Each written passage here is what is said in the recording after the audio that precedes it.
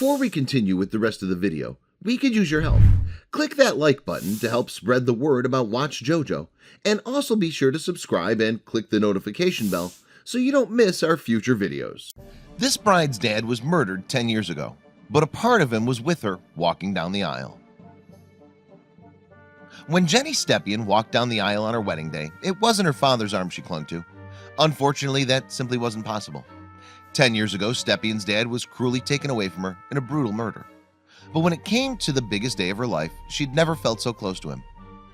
Stepien's story begins with utter devastation and heartbreak, but it ends with a hopelessly romantic twist a decade later. And of course, it includes a wedding day more special than any other. In October of 2015, Stepien agreed to marry the love of her life, Paul Maenner. The 33-year-old woman teaches at an elementary school, while her husband is a 34-year-old engineer. And for their nuptials, the couple planned to hold the ceremony in a spot that's incredibly dear to Stepien's heart. The parents selected St. Anselm Church in Swissvale, Pennsylvania for their special day. This was where Stepien's own parents had been married some years before. And not only that, but the church is also situated just 3 blocks away from the very spot where Stepien's father met his tragic end. Since the day she got engaged, all Stepien could think was, who will walk me down the aisle? And then her fiancé had an idea that at first seemed truly bizarre. He suggested that Thomas, do the honors, despite him being a man who was barely known to the family and someone whom Stepien herself had never even met. The tragic tale of Michael Stepien's death begins in September 2006, when the head chef finished his shift at a local restaurant and began his journey home. As he made his way through the streets of Swissvale, the cook made the fateful decision to take a shortcut through an alleyway. And it was there that he was approached by 16-year-old Leslie L. Brown. Brown was armed with a gun, and he used it to coerce Stepien into handing over his valuables.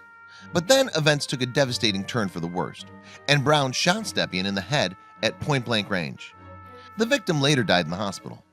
Brown, meanwhile, showed no regret for the crime he had committed. In the end, he was convicted of second-degree murder and handed a minimum sentence of 40 years, plus at least another 3 years for firearms offenses.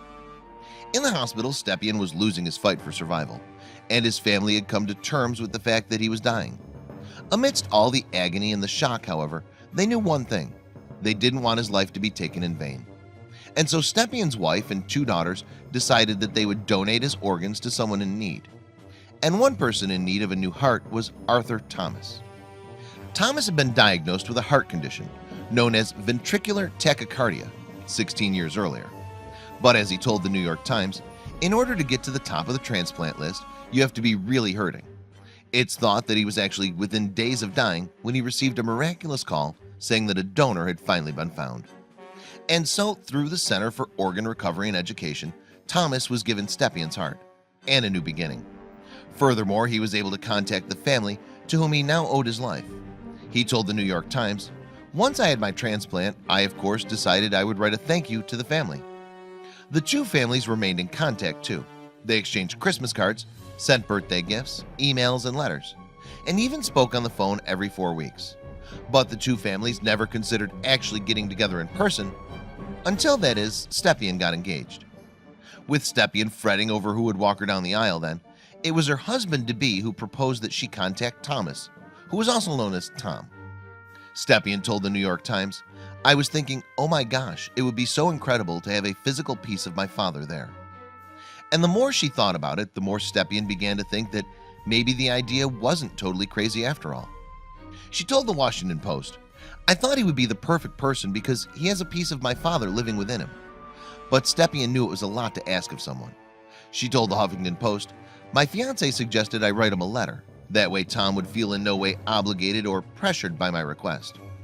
And so the bride-to-be penned a heartfelt plea to Thomas, asking if he'd be willing to give her away. And less than a week later, she received a call. Thomas told the Washington Post, "Stepien said, 'Is there any chance you'd consider walking me down the aisle?' I said, 'Oh, there's a big chance.' But there was one person whose blessing he still needed before he could commit: his daughter, Jackie." Luckily, Jackie was all for the idea. And so the retired college advisor traveled all the way from Lawrenceville, New Jersey to Swissvale, Pennsylvania. And there he met the bride for the very first time on the eve of her wedding. Unsurprisingly, it was an emotional moment for everyone. Just hugging him made me feel close to my dad again, which on this day was perfect. It was what I needed, Stepien's sister Michelle told CBS Pittsburgh.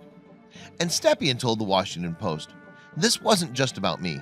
It was about making my mom, sister, and Tom see everything had come full circle.